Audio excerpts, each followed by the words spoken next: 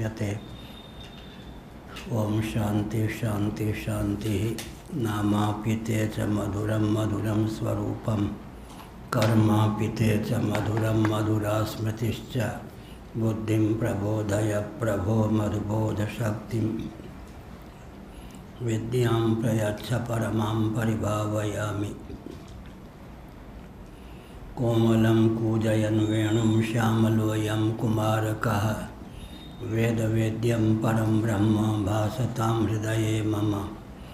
कूजन्तं राम रामेति मधुरं मधुराक्षरम्, आरुह्य कविता शाखां वन्दे वाल्मीकिकोकिलं। निगमकल्पतरोर्गलितं फलं शुकमुखादमृतद्रवसंयुतं, पिबत भागवतं रसमालयं मुहुरहो रसिका भुवि भावुकाः। तृणादपि सुनीचेन तरोरपि सहिष्णुना, अमानिनामानदेन कीर्तनीय सदा हरि। नारायणाखिलगुरो भगवन्नमस्ते, शिवाय नमः शिवलिंगाय नमः। तन्मे मनः शिवसंकल्पमस्तु, सर्वे भवन्तु सुखिनः। नारायण। ब्रह्मसूत्र शंकर भाष्य भामती टीका 2.1.14 पृष्ठ 570 ना 72 चले गए।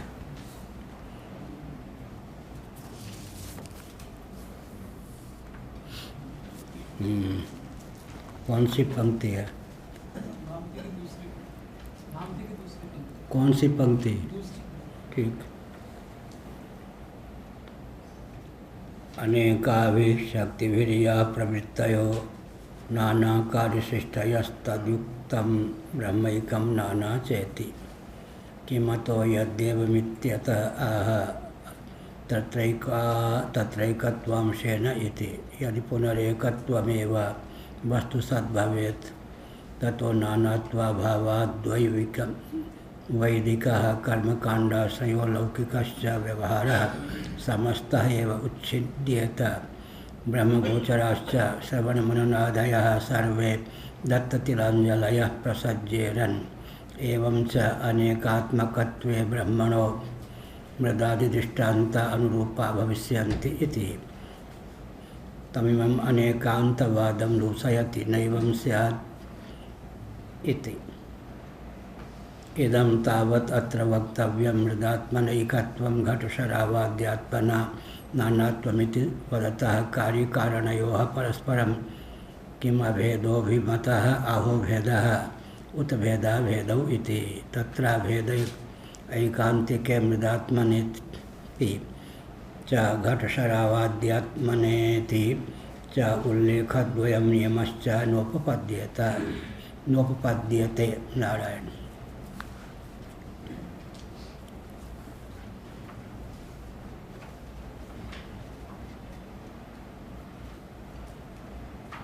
पूर्व पक्ष है अनेकाभिशक्तिभिः याः प्रवृत्तयो नानाकार्ये अशिष्टयः तद्युक्तं ब्रह्मैकं नाना च इति।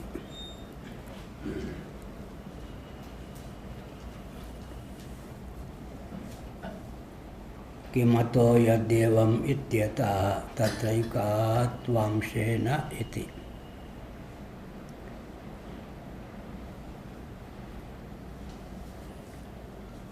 ब्रह्म की शक्ति विविध है, अनेक है। अनेकांतवादी जो भेदाभेदवादी हैं उनकी ओर से यह पक्ष भाष्यकार भगवान ने प्रस्तुत किया। उनकी भावना के अनुरूप श्री वाचस्पति मिश्र जी भामतीकार उसकी निरुक्ति व्याख्या करते हैं। जो भेदाभेदवादी हैं उनकी ओर से शंका प्रस्तुत है।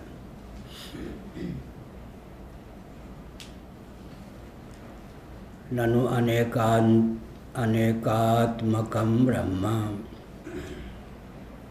ब्रह्म तो एक है लेकिन परास्य शक्ति विविधैव श्रूयते। स्वाभाविकी ज्ञानवलक क्रिया च। श्वेताश्वतर उपनिषद की दृष्टि से विचार करें तो पूर्व पक्ष पर स्थापित है। अनेक शक्तियों से संपन्न है ब्रह्म,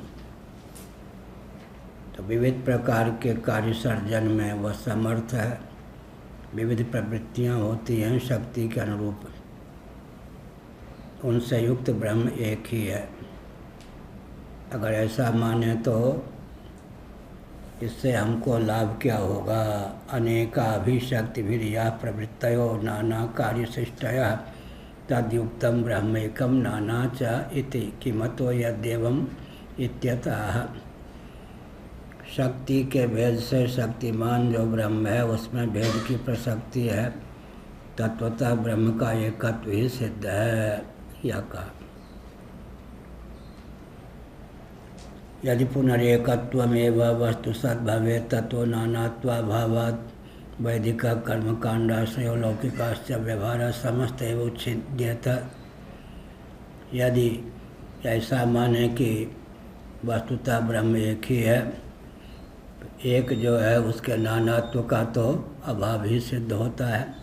नानात्वाभावात्, तब तो वैदिक कर्मकांड और लौकिक व्यवहार जितने हैं सबका उच्छेद ही हाथ लगेगा।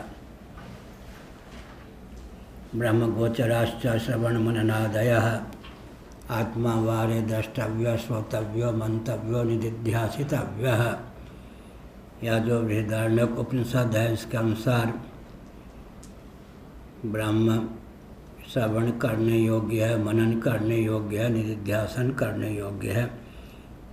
श्रवणीय है तो एकमात्र ब्रह्म ही, मननीय है तो एकमात्र ब्रह्म ही, निदिध्यासन का विषय निदिध्यासितव्य ध्येय है तो एकमात्र ब्रह्म ही। यहाँ पर विदिच्छाया है, पहले बहुत पहले बता चुके होंगे, 10-12 साल पहले।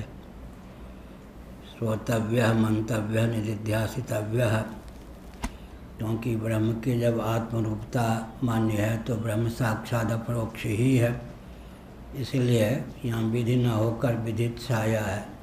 विधि सदृश है, तत्वता नहीं। अन्यों का श्रवण मनन निदिध्यासन सिद्ध होता है।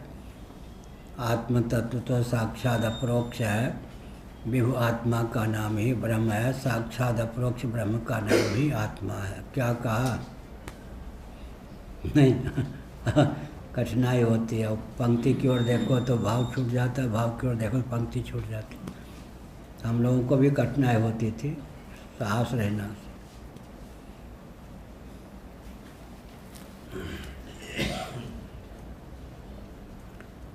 यदि पुनरेकत्वमेव वस्तु सद्भवेत् ततो नानात्वाभावात् वैदिक कर्मकांडाश्रयो लौकिकश्च व्यवहार समस्त एव उच्छिद्येत। अगर ब्रह्म सत्य है, सर्वथा एक ही है, तो अनेकत्व की सिद्धि नहीं होगी। तो कर्मकांड की सिद्धि भला कैसे होगी? लोक व्यवहार की प्रसक्ति भी कैसे होगी? लोक व्यवहार और कर्मकांड आदि की तिलांजलि ही देनी पड़ेगी। फिर ब्रह्मगोचराश्च श्रवण मननादय सर्वे दत्त तिलांजलयः प्रसज्येरन्। ब्रह्मगोचराश्च, ब्रह्म को विषय करने वाला श्रवण मनन निदिध्यासन। श्रोतव्य, श्रवण से ही काम न चले तो मंतव्य, श्रुति की प्रधानता से श्रवण है, आगमिक युक्तियों की प्रधानता से मंतव्य मनन है, और ध्यान निदिध्यासन का अर्थ हुआ श्रुत और मत जो अर्थ है तदाकार वृत्ति का प्रवाह, तदनुकूल भावना की प्रसक्ति निदिध्यासन।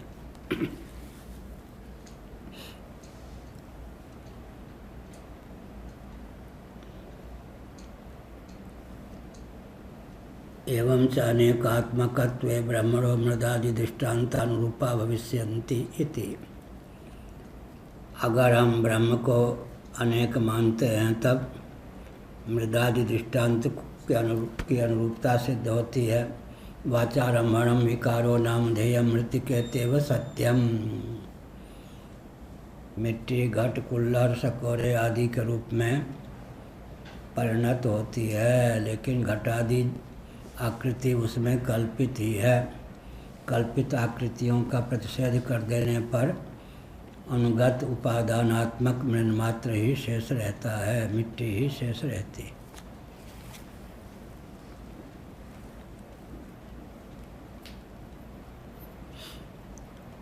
तमिमम अनेकांतवादम दूषयति। अनेकांतवाद भेदाभेद इत्यादि को मानने वाले जो हैं उनका पक्ष है। नेकादिति इदम तावत् अत्र वक्तव्यम। इस संदर्भ में यह कहने योग्य तथ्य है।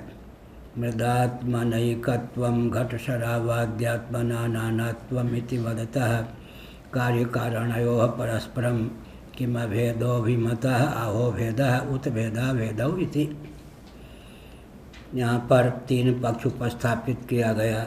मृदात्मनैकत्वम, उपादानात्मक मिट्टी के रूप में एकत्व को माने, वो तो मानना ही होगा।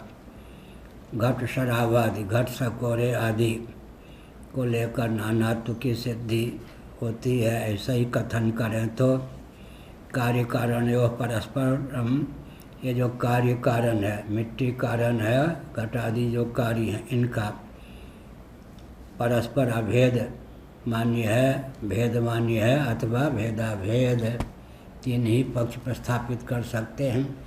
घटादि कार्य उनमें अनुगत मृत्तिका रूप कारण से भिन्न है या भिन्ना भिन्न, कारण और कार्य का भेद सिद्ध है या अभेद सिद्ध है या भेदाभेद सिद्ध है, तीन में से कुछ एक बताइए। तत्र भेद एकांतिके मृदात्मनेति च घट शरावाद्यात्मन आत्मनेति च उल्लेखद्वयं नियमश्च नोपपद्यते। अब कहते हैं कि अगर अभेद ही मान लें तो फिर कार्य कारण का भेद ही सिद्ध नहीं होगा। इसका मतलब किंचित भेद का आधान करके ही घट कुल्लर सकोरे आदि की आकृति प्रदान करते हैं। अगर कार्य कारण में सर्वथा एकत्व ही सिद्ध हो तो कार्य कारण की विभाजक रेखा विगलित हो जाए, फिर कारण के द्वारा ही तत्त अर्थक क्रियाकारिता का संपादन हो, फिर कार्य निर्माण की आवश्यकता ही न रह जाए, यह अभिप्राय।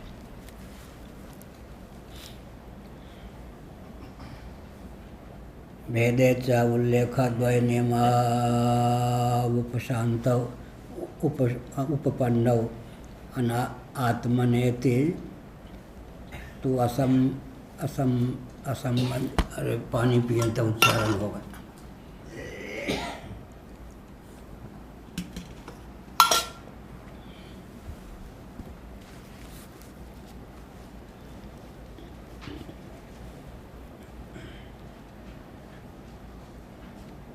असमंजस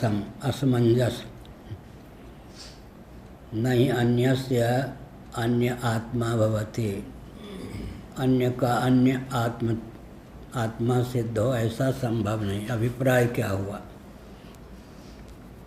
अनेकात्मवादी जो हैं उनका कथन है कि मिट्टी रूप से एकत्व, घट शरावादि रूप से नानात्व हमको मान्य है। उन वादियों से पूछा जाता है अभेद विवक्षित है या भेद कार्य और कारण का?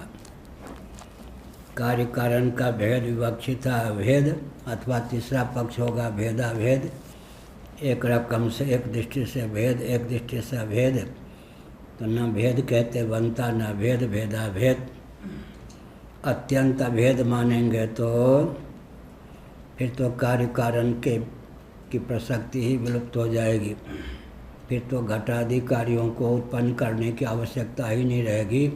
घटादि कार्यों की जो अर्थक क्रियाकारिता वो तो मिट्टी से ही संपन्न हो जाए, फिर कार्य का व्यापार चक्र चीवर आदि की अपेक्षा ही क्यों रह जाए।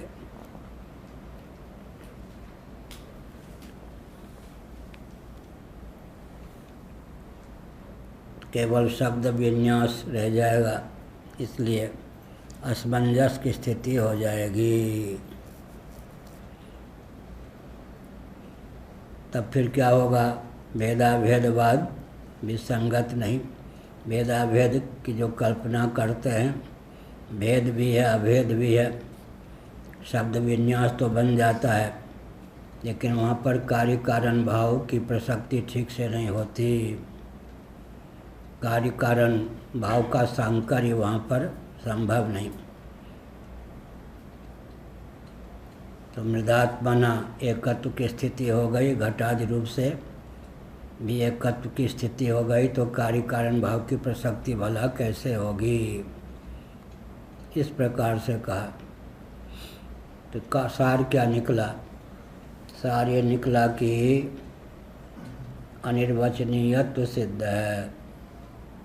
भेद कहने में भी आपत्ति है, अभेद कहने में भी आपत्ति है, और भेदाभेद तो दोनों का सांकर्य है। जब भेद भी नहीं अभेद भी नहीं भेदाभेद भी नहीं, तो पारिशेष्य न्याय से अनिर्वचनीयत्व। कारण से कार्य व उपादान कारण से जो कार्य की निष्पत्ति कारक व्यापार के द्वारा होती है, वो निष्पन्न जो कार्य है अनिर्वचनीय है। पृथक अपृथक उसको क्या कहेंगे? मिट्टी से घट आदि कार्य पृथक हैं या अपृथक हैं, या किसी दृष्टि से पृथक हैं किसी दृष्टि से अपृथक हैं, तो केशव कहीं न जाए का कहिए। इसका मतलब अनिर्वचनीय ख्याति की प्राप्ति होती है, अनिर्वचनीयत्व की प्रसक्ति होती है, यह अभिप्राय। भेद भी है अर्थक क्रियाकारिता की विलक्षणता की दृष्टि से। जिस प्रयोजन की सिद्धि मिट्टी के द्वारा नहीं होती, उस प्रयोजन की सिद्धि मिट्टी को ही जब कारक व्यापार के द्वारा घटाधिकारियों के रूप में उल्लसित कर देते हैं, तो घटाधिकारी से जलानयन इत्यादि विविध कार्यों की प्रसक्ति सिद्ध होती है। अर्थक क्रियाकारिता को देखते हुए वेद की प्रसक्ति हो जाती है। लेकिन सूक्ष्म बुद्धि के द्वारा मिट्टी को अगर काढ़ लेंगे तब घटाधिकारी की न सत्ता बचेगी न उनकी पृथक उपयोगिता। इस प्रकार क्या सिद्ध हुआ? वो कह सकते हैं कि भेदाभेद की सिद्धि हो गई।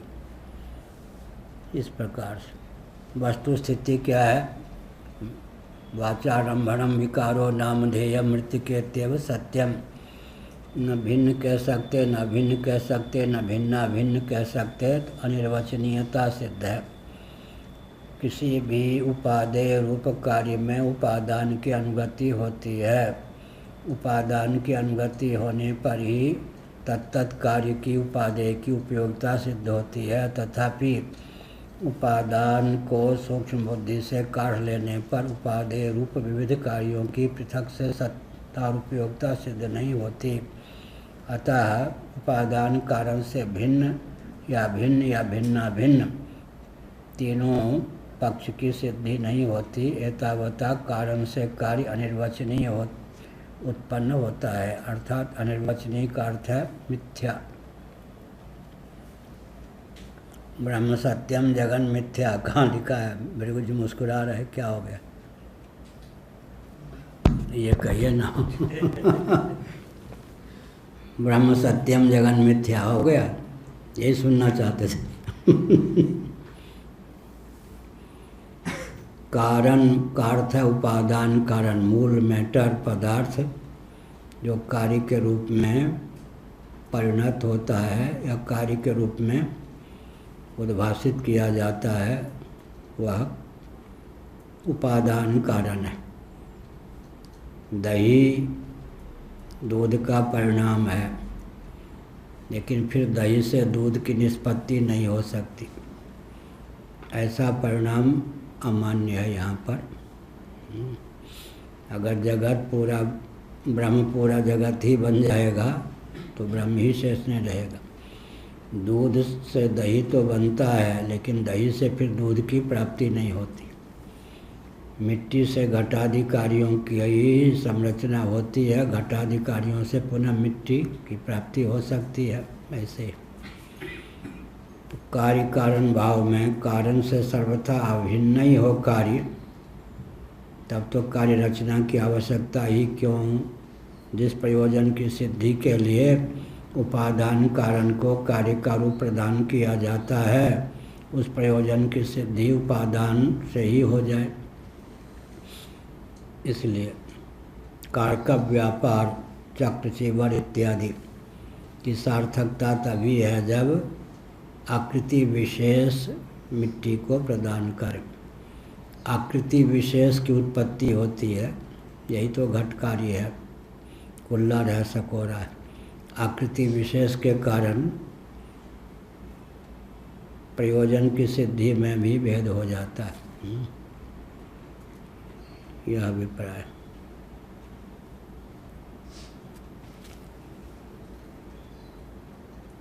अवतारवाद में भी क्या यही? क्या अवतारवाद? अवतारवाद में भी क्या यही? क्या कह रहे हैं? इसी प्रति को लेकर के अवतारवाद भी है कि परमात्मा में अभी कुछ परिणाम है जो अवतार। परमात्मा का अभिकृत परिणाम है भगवान का अवतार या जगत का अवतार? भगवान का अवतार जो है परमात्मा से का अवतार क्या है पहले ये बताइए। उपादान कारण वेदांत प्रस्थान में ब्रह्म ही है या नहीं जगत का? तो फिर क्या कहेंगे? ब्रह्म का परिणाम है जगत या विवर्त है जगत? विवर्त माने ब्रह्म ही जगदाकार परिलक्षित हो रहा है। नाम में भेद, रूप अर्थात आकृति में भेद, अर्थक क्रियाकारिता में भेद होने पर भी उपादान कारण से निर्मित कार्य की पृथक सत्ता नहीं होती, यही ना। घटादि कार्य हैं तो नाम में भी भेद हो गया, आकृति में भी भेद की प्राप्ति हो गई, प्रयोजन की सिद्धि भी अलग अलग है, तथापि मिट्टी से पृथक घटादि की सत्ता नहीं। तद्वत ब्रह्म से पृथक जगत की सत्ता नहीं, यह अभिप्राय। विवर्तवाद, विवर्तवाद को समझने के लिए पहले परिणामवाद। कितने वाद होते हैं दर्शन प्रस्थान में? दर्शन प्रस्थान में संयोगवाद, आरंभवाद, परिणामवाद, विवर्तवाद, इतने वाद होते हैं। पुद्गल बौद्धों के यहाँ, बौद्ध आदि के मत में पुद्गल, पुद्गल का अर्थ हुआ परमाणुओं का पूंजीभूत स्वरूप, पुद्गलवाद। परमाणु जो हैं पृथ्वी जल आदि के अतीन्द्रिय होते हैं, इंद्रिय गोचर नहीं, लेकिन उनका पूंजीभूत स्वरूप वो लोग ऐसा मानते हैं बौद्ध आदि कि इंद्रिय गोचर हो जाता है। क्या हुआ? अतीन्द्रिय पदार्थ किसी भी अनुपात में मिलें या एकत्र हो जाएं तो इंद्रिय गोचर कैसे हो सकते? तो इसका उत्तर लोग क्या देते हैं?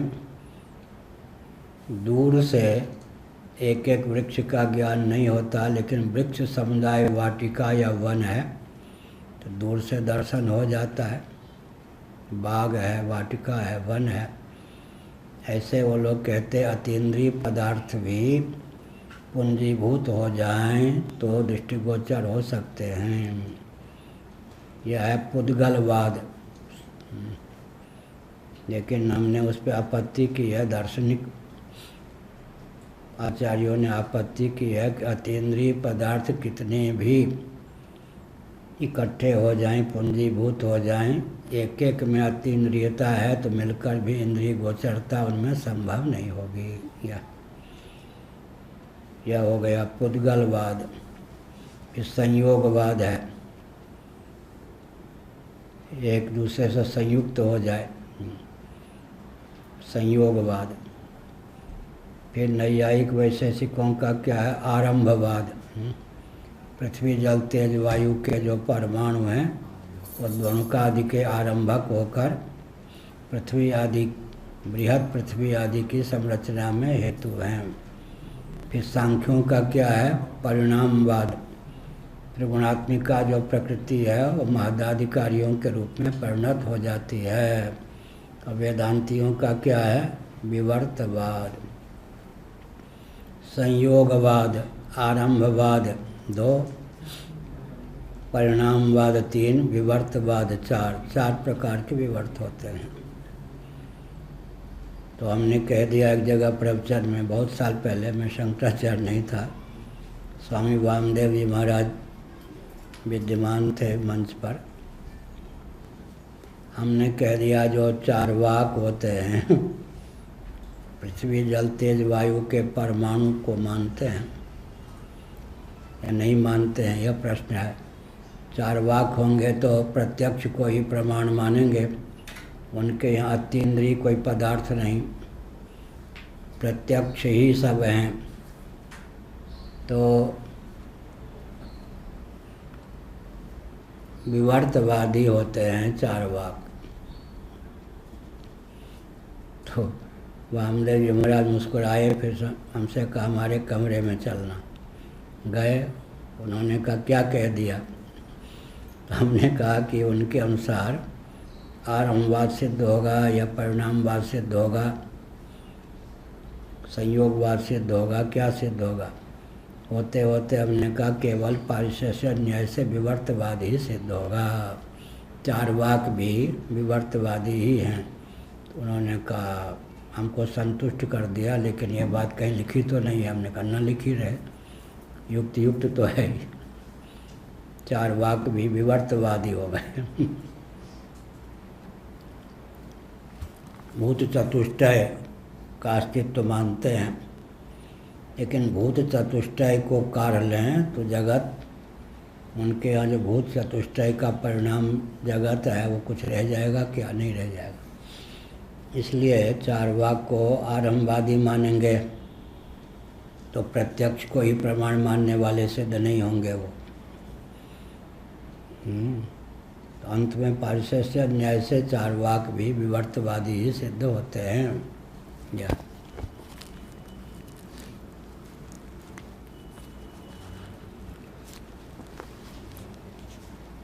इदं तावत् अत्र वक्तव्यं मृदात्मनैकत्वं घटशरावाद्यात्मना नानात्वम् इति वदतः कार्यकारणयोः परस्परं किम अभेदोऽभिमतः आहो भेदः।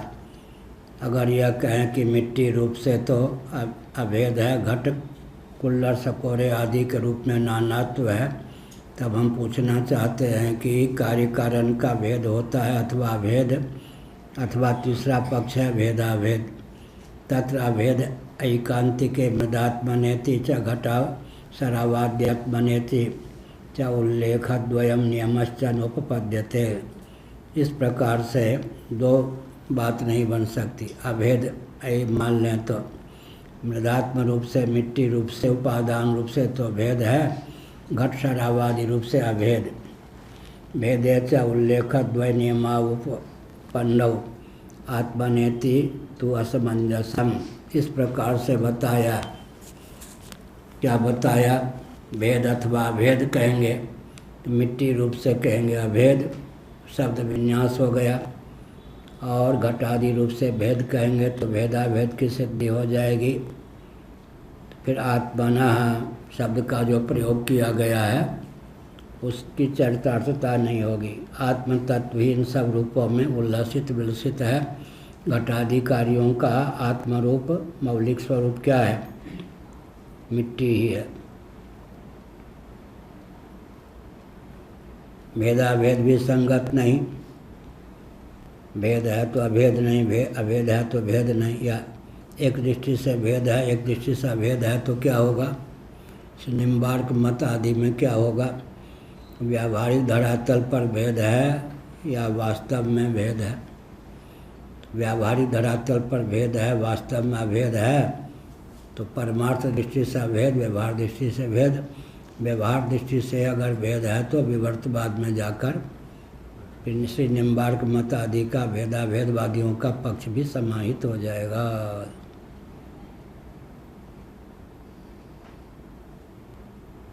तो अंत में क्या हुआ?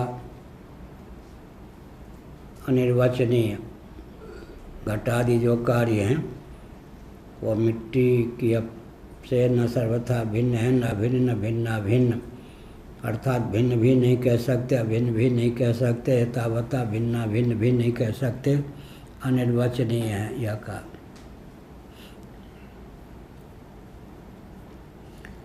ततश्च मृदात्मन एकत्वं यावद् भवति तावद् घटशरावाद्यात्मनापि स्यात् एवं घटशरावाद्यात्मना नानात्वं यावद् भवति तावद् मृदात्मना नानात्वं भवेत्।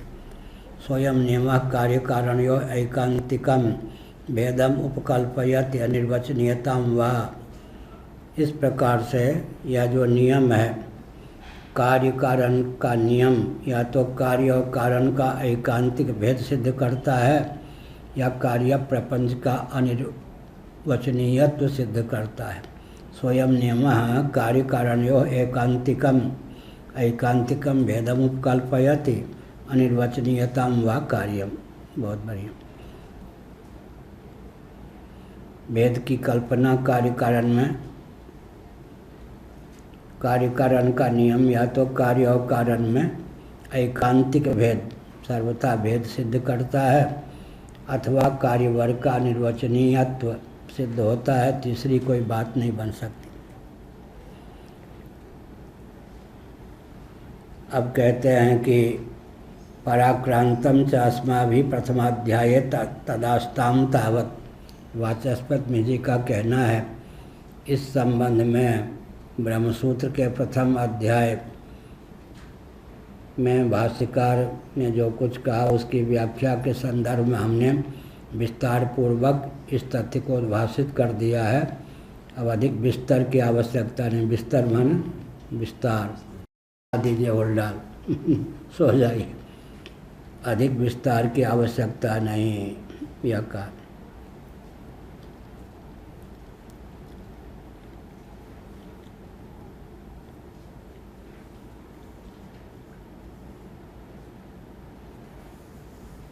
पराक्रांतम च अस्माभिः प्रथमाध्याये तदास्ताम तावत् तदेतद् युक्ति निराकृतमनुवदन्तीं श्रुतिम् उदाहरति मृत्तिकेत्येव सत्यम इति। यह हुआ।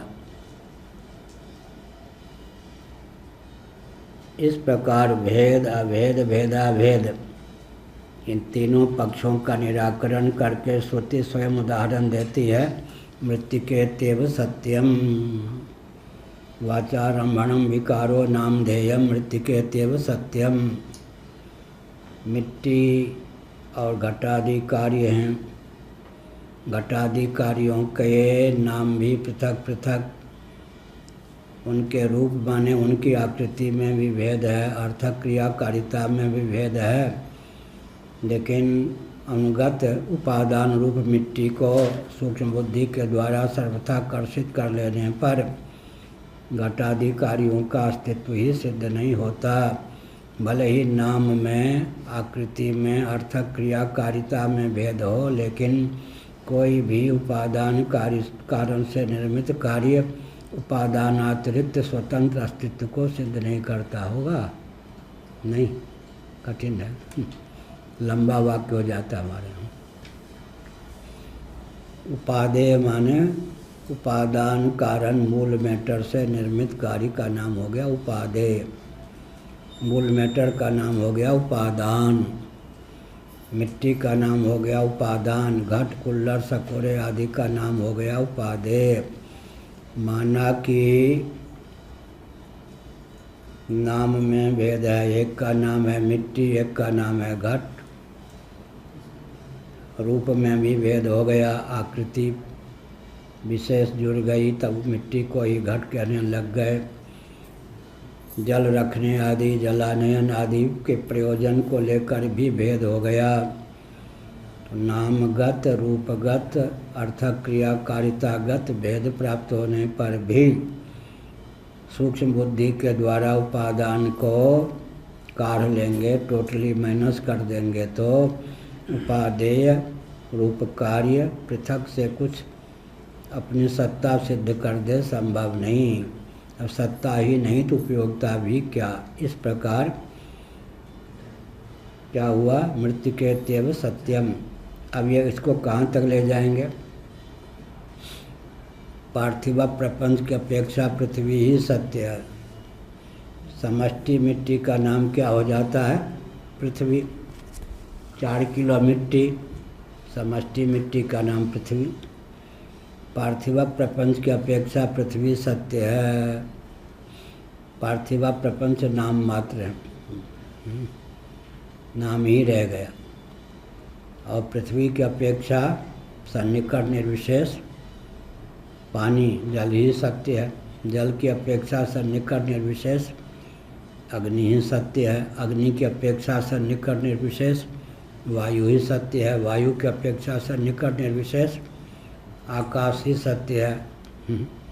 आकाश की अपेक्षा सन्निकट निर्विशेष बीजावस्था अव्यक्त ही सिद्ध है। या और अव्यक्त की अपेक्षा निर्बीज आत्म तत्व ही सिद्ध है।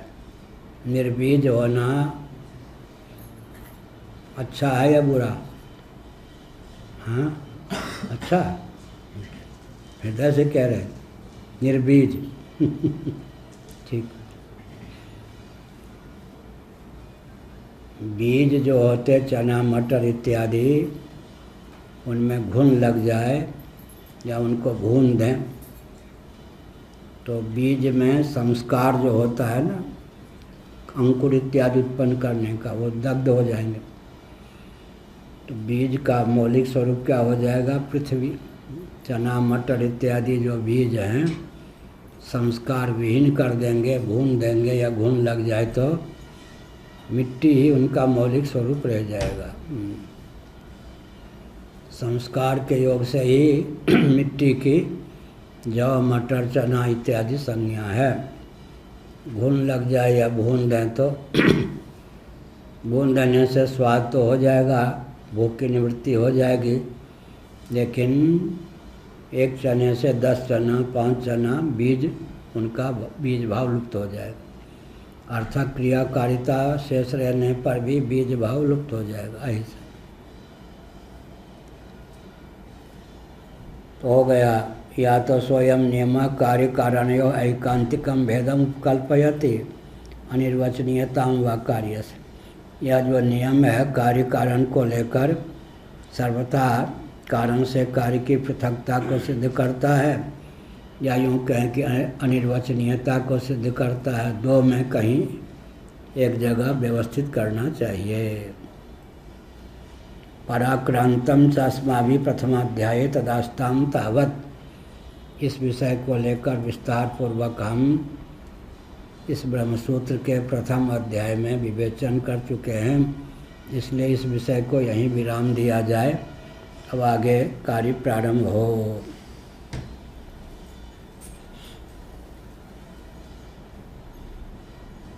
तदेतत् युक्ति निराकृतम अनुवदंतीम श्रुतिम उदाहरति। दो शैली होती है।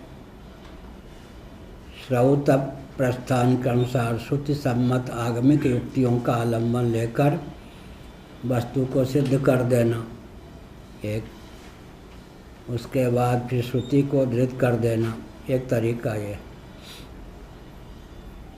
पंचदशीकार विद्यारण्य स्वामी जी ने क्या किया?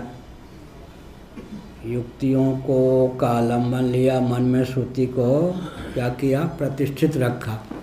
श्रुति का नाम न लेकर युक्तियों का आलम्बन लेकर क्या कर दिया?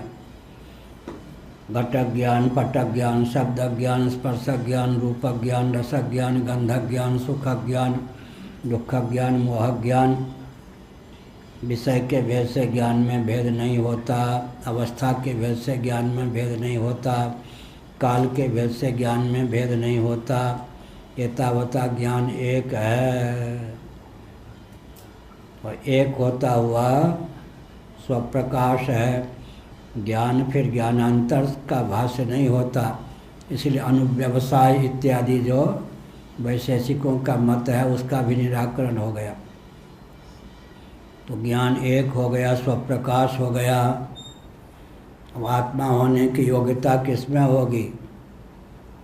क्या भृगु जी? एक होता हुआ जो एक हो, नित्य होता हुआ जो स्वप्रकाश हो। विषय का नाश होने पर भी ज्ञान का नाश नहीं होता।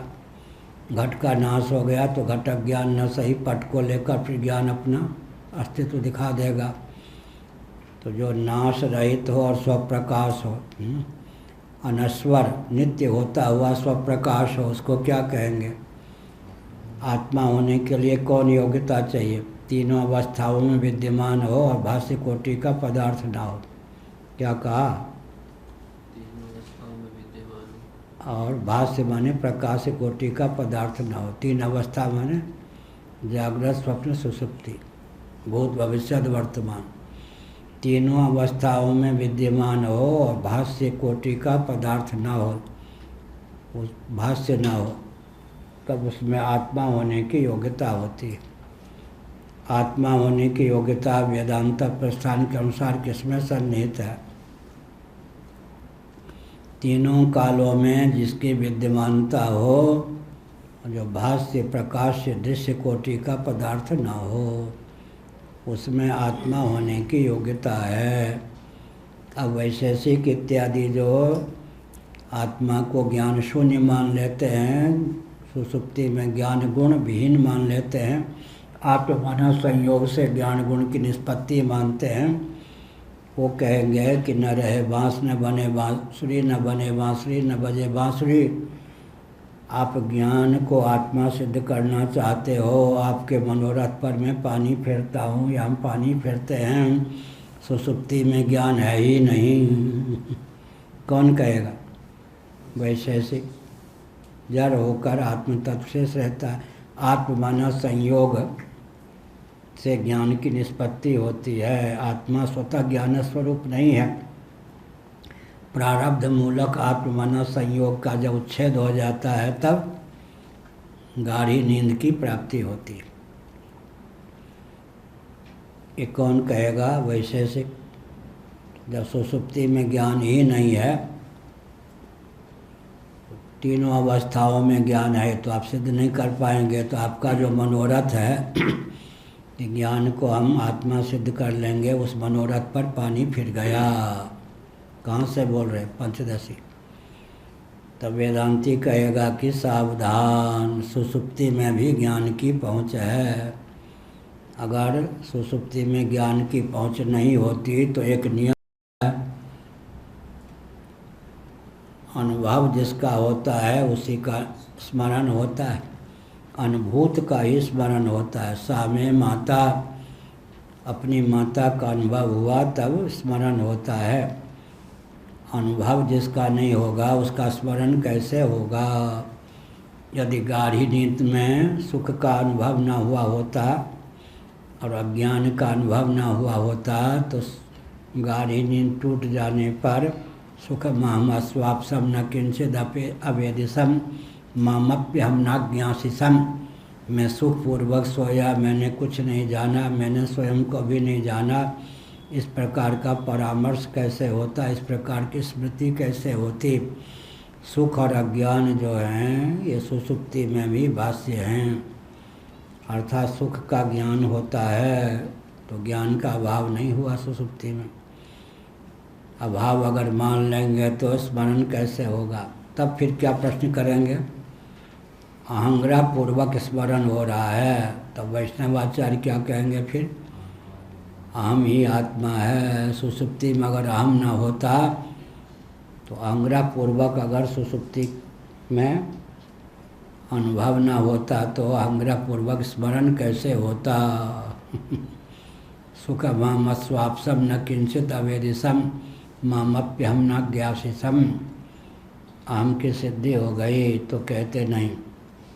उस समय अहम अगर अनुभविता के रूप में नहीं था, वैष्णवाचार्य कहेंगे या कहते भी हैं, तो स्मरता के रूप में अहम कैसे होगा? सुख माम स्वापसम न किंचित अवेदिशम मामप्यहम न ज्ञासिसम। इस प्रकार के परामर्श या स्मरण के बल पर तो सुसुप्ति में अहम सिद्ध हो गया, तो इस अहम अर्थ को ही आत्मा मान लें।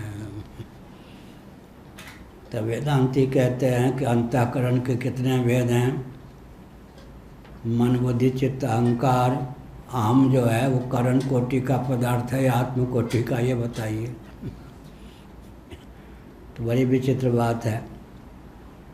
इदम कोटि का ही करण होता हो, अहम कोटि का ना होता हो तो अंतःकरण चतुष्टय की सिद्धि न हो। अंतःकरण चतुष्टय में अहम भी है या नहीं, मन बुद्धि चित्त अहंकार। ऐसी स्थिति में अहम की बीजावस्था विद्या शेष थी।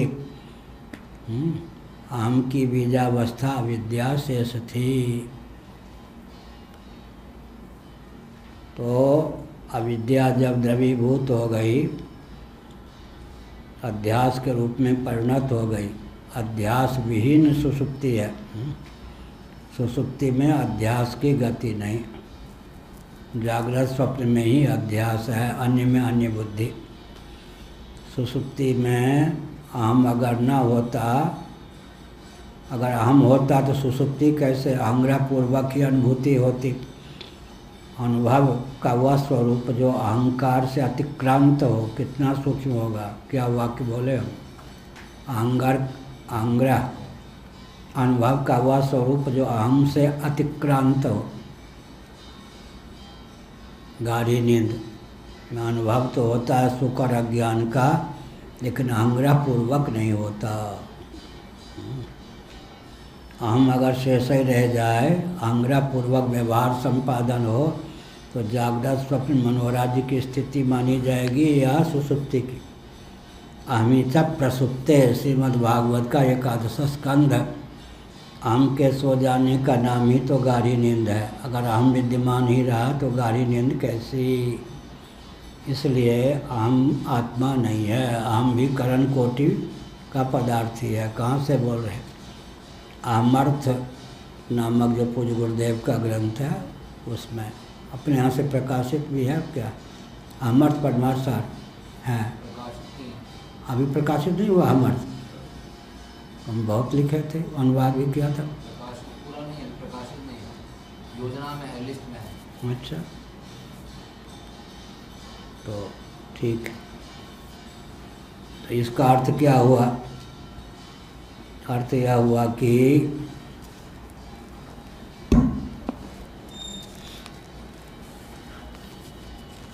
सुख और अज्ञान का अनुभव होता है अहंग्रह पूर्वक। यद्यप सुषुप्ति में सुख और अज्ञान का अनुभव नहीं होता, लेकिन अविद्या के रूप में अंतःकरण की बीजावस्था शेष रहती है। उसके माध्यम से अनुभव होता है। वही जो अंतःकरण की बीजावस्था है फैल जाती है प्रारब्ध के योग से जागर दशा में, तो अहमिति के रूप में अभिव्यक्त। अहम की बीजावस्था की दशा में जो अनुभूति होती है उसका स्मरण अहम के फलावस्था को लेकर संभव है। यह सब है। स्वयं नियमः कार्यकारणयो ऐकांतिकम भेदमुपकल्पयति। इस प्रकार जो नियम है वो मिट्टी और घटादि कार्य को ऐकांतिक भेद ही माने, सर्वथा भेद माने, या निर्वचनीयता को लेकर संगत साध सकते हैं। न भेद न भेद न भेदा भेद, या तो भेद माने या अनिर्वचनीय माने। पराक्रांतम च अस्माभिः प्रथमाध्याये तदास्ताम तावत। इस विषय पर हम लोगों ने पर्याप्त मंथन किया। प्रथम अध्याय में विस्तार पूर्वक इसका प्रतिपादन या निरूपण कर दिया। इस तथ्य को, इस विषय को यहीं रहने दें, अधिक विस्तार की आवश्यकता नहीं। मृत्तिकेत्येव सत्यम दृष्टांत में तो मैंने क्या कहा, घटाधिकारियों की अपेक्षा मिट्टी ही सत्य है। मिट्टी की अपेक्षा फिर जल ही, सन्निकट निर्विशेष जल ही सत्य है। जल की अपेक्षा सन्निकट निर्विशेष अग्नि ही सत्य है। अग्नि की अपेक्षा सन्निकट निर्विशेष वायु ही सत्य है। वायु की अपेक्षा सन्निकट निर्विशेष आकाश ही सत्य है। आकाश की अपेक्षा बीजावस्थापन्न अव्यक्त ही शेष है, सत्य है। अव्यक्त की अपेक्षा भी निर्बीज निर्विशेषता की अवधि आत्मा ही है। विशेषता की पराकाष्ठा पृथ्वी है, निर्विशेषता की पराकाष्ठा परमात्मा है, आत्मा है। ठीक, अब क्या हो गया? निर्विशेष कोई पदार्थ ही नहीं है। श्री वैष्णवाचार्य कहेंगे क्या? निर्विशेषता की अवधि वो लोग मानते नहीं, लेकिन नियम यही है। गणित की दृष्टि से भी क्या हुआ, 9 8 7 6 5 4 3 2 1 0। एक का अर्थ एक क्यों है, शून्य की अपेक्षा एक अधिक। दो का अर्थ दो क्यों है, दो क्यों, दो नाम क्यों पड़ा, शून्य की अपेक्षा दूसरा, शून्य के बाद जिसका दूसरा स्थान है। 9 को 9 क्यों कहते हैं, शून्य की दृष्टि से 9वां स्थान जिसको है शून्य के बाद यह। और 1 से 1 ऋण कर देने पर शून्य ही बचेगा, 9 से 9 ऋण करने पर शून्य ही बचेगा। तो निर्विशेषता की अवधि गणित में भी कौन है, शून्य है। जो निर्विशेषता की अवधि वस्तु है वह सविशेष के समाश्रित होकर ही अपनी अर्थक क्रियाकारिता सिद्ध करती है। निर्विशेष जो है ना, उसके कार्य जो सविशेष होते हैं उसके समाश्रित रहकर ही वह निर्विशेष अपनी अर्थक क्रियाकारिता को सिद्ध करता है। सत कारण है या घट कारण है, सदैव सौम्यदमग्रासित एकमेवा द्वितीयम सत। सत सन घट सन पट सन त्यापः सन वायु, घट है, पट है, पृथ्वी है, जल है, तेज है, वायु है, आकाश है। तो सत जो धर्मी है, कारण है, वो धर्म अपने कार्य के आश्रित होकर प्रतीत होता है। कारण ही अपने कार्य के आश्रित होकर प्रतीत होता है। तो यही है माया। धर्मी को धर्म, धर्म को धर्मी दिखा दे। माया की चमत्कृति क्या है, माया की चमत्कृति धर्म को धर्मी, धर्मी को धर्म करके दिखा दे।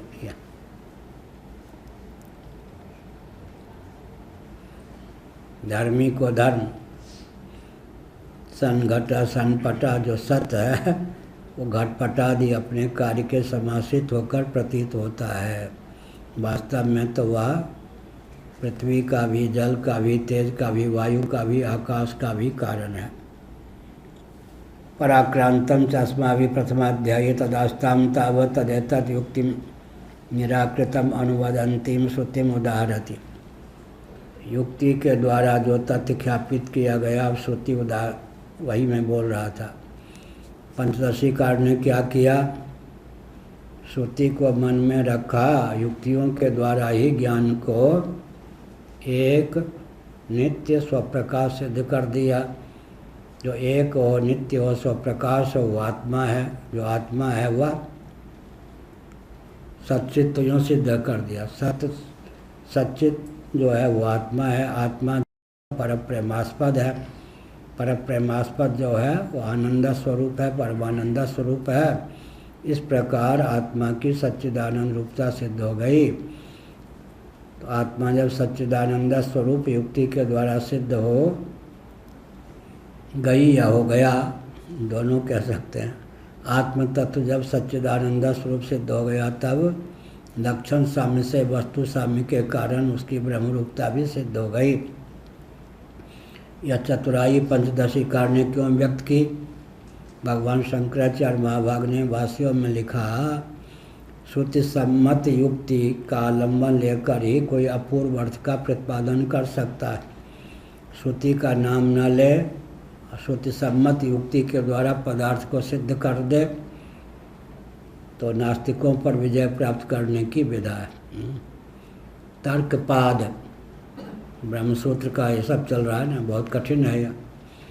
तर्कपाद ब्रह्मसूत्र में वो बौद्धों से शास्त्रार्थ हुआ। तो 9 बज गए, 9:05, उधर 5 मिनट है इधर। तब क्या हुआ, नैयायिकों से, वैशेषिकों से, सांख्यवादियों से, योगियों से, पूर्व मीमांसकों से, इतर उत्तर मीमांसकों से शास्त्रार्थ होता, श्रुति को उद्धृत कर देते, डर जाते बेचारे। क्या अब जो श्रुति को मानते नहीं, उनके सामने श्रुति को उद्धृत करें तो गंगा जल का शपथ खा लेगा या नहीं नास्तिक लोग? गंगा जी का शपथ ले लेगा, क्योंकि मानते ही नहीं। शराब के शपथ खवाओ तो मुकर जाएगा, गंगा जल का शपथ कराओ तो ले लेगा। शराब पीने वाला गंगा जी की शपथ नहीं खाएगा, शराब की शपथ खा तो डर जाएगा। तो फिर क्या कहा? मन में श्रुति बाहर युक्ति। तो बौद्धों को परास्त कर दिया आगमिक युक्तियों के द्वारा। तब बौद्धों ने हतप्रभ होकर कहा, हमारी सारी युक्तियों को दीजिए, हमारी सारी युक्तियों पर पानी फेरने में समर्थ आपके पास इतनी पुष्ट युक्तियाँ कहाँ से आई? फिर कह दिया, जिससे आप परहेज करते हैं उसी से, शास्त्र से। युक्तियों के दो भेद होते हैं, आगमिक और अनागमिक। शास्त्र सम्मत जो युक्ति होगी वो इतनी प्रबल होगी, उसके सामने केवल तर्कना शक्ति के बल पर जो युक्तियाँ प्रस्तुत होंगी वो दुर्बल हो जाएंगी। तो लाभ क्या हुआ? वेदादि शास्त्र पढ़ने पर केवल युक्ति के बल पर जो नाचने वाले हैं वो भी टिक नहीं सकते। ओम पूर्णमदः पूर्णमिदं पूर्णात् पूर्णमुदच्यते पूर्णस्य पूर्णमादाय पूर्णमेवावशिष्यते। ओम शांति शांति शांति। घंटी बज गई? कोई प्रश्न हो संबद्ध विषय पर तो कर सकते।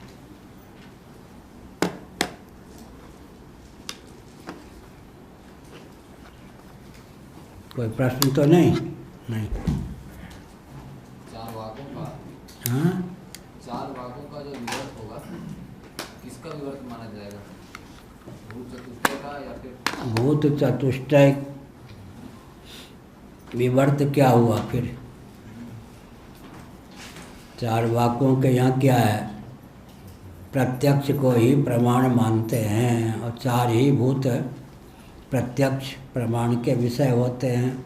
अतीन्द्रिय पदार्थ तो अनुमान और शास्त्र के द्वारा जाने जा सकते हैं। प्रत्यक्ष प्रमाणवादी जो चार वाक होते हैं, तो बृहद पृथ्वी जल तेज वायु, ये सब उनके यहाँ विवर्त माने जाएंगे। ये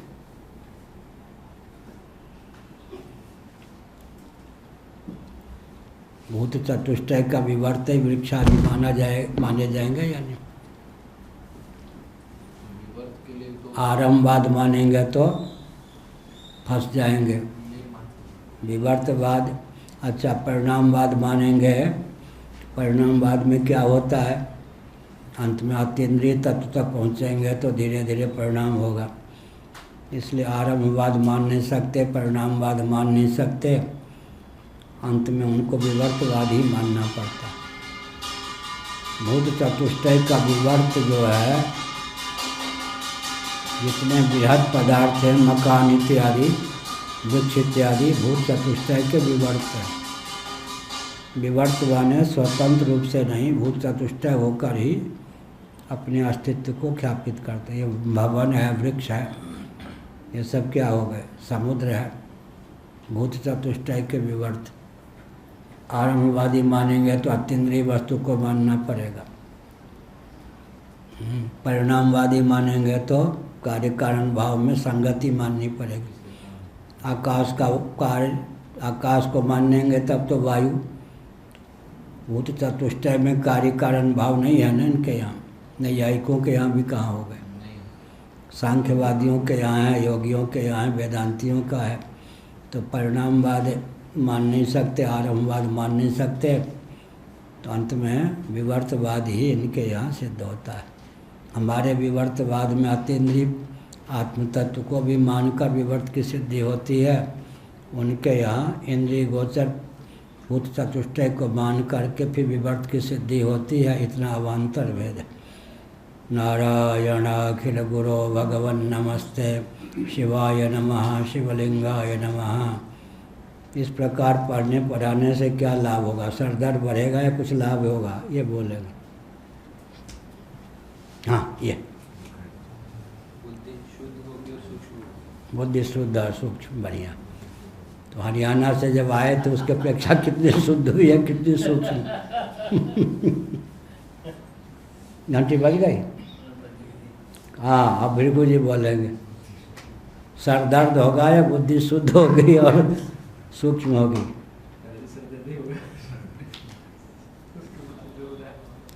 हाँ हाँ, सर्वात्म भाव की अभिव्यक्ति थी। बुद्धि तो अपने आप में सूक्ष्म है या नहीं?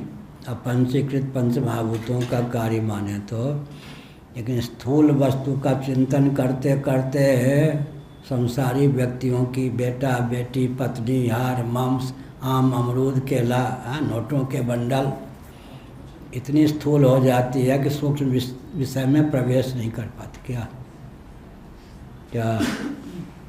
तो बुद्धि परिमार्जित तो बुद्धि को बुद्धि तक लाने में भी बड़ी परेशानी। बुद्धि अपने आप में स्थूल है या सूक्ष्म? लेकिन स्थूल वस्तुओं का चिंतन करके भोंदू जो भी होते हैं, दिल्ली आदि की भाषा भोंदू, जो भोंदू होते हैं उनकी बुद्धि इतनी स्थूल हो जाती है, सूक्ष्म विषय में उनकी बुद्धि जाती नहीं। ये लोहा है मान लो, ये इसको बाल के समान बारीक बनाना होगा, बनाते या नहीं? ऐसे ही मोटी बुद्धि को इन सब शास्त्रों के द्वारा अत्यंत बारीक बनाते। बुद्धिया धृतगृहीतया, धारणा शक्ति भी परिपुष्ट हो, बुद्धि भी परिपुष्ट हो। 2 ढंग की बुद्धि होती है, क्या 3 ढंग की। बहुत देर से समझ पावे लेकिन समझने के बाद भूले नहीं। जल्दी समझ ले जल्दी भूल जाए, देर से समझे और भूले नहीं, और जल्दी समझ ले ना भूले। तो धृति, बुद्धि के साथ साथ धृति, भाव बुद्धि, धृति के लिए क्या शब्द है? भावना निष्ठा धृति। गीता में कहीं अकेली बुद्धि का वर्णन है क्या? बुधा भाव समन्विता भाव तद्बुद्धयस्तदात्मनस्तनिष्ठा बुद्धिया धृति गृहीतया, बुद्धि के साथ धृति भावना निष्ठा, एक ही अर्थ है। धृति भावना निष्ठा, केवल बुद्धि से जमा खर्च बहुत कर देगा व्यक्ति, निष्ठा कुछ नहीं। क्या बात कहो बनाए बुद्धि जो बर विराग निचोरी। बुद्धि के साथ धारणा शक्ति, एक की बुद्धि ऐसी होती है देर से समझ में आवे, समझ ले तो फिर छोड़े नहीं, जल्दी समझे जल्दी भूल जाए। तो बुद्धि को सूक्ष्म करते करते ये जो परम सूक्ष्म ब्रह्म तत्व है उसको समझने की क्षमता हो, फिर धृति में धारण करने की क्षमता हो। बुद्धिया धृति गृहीतया, अब धैर्यपूर्वक प्रसाद पावे।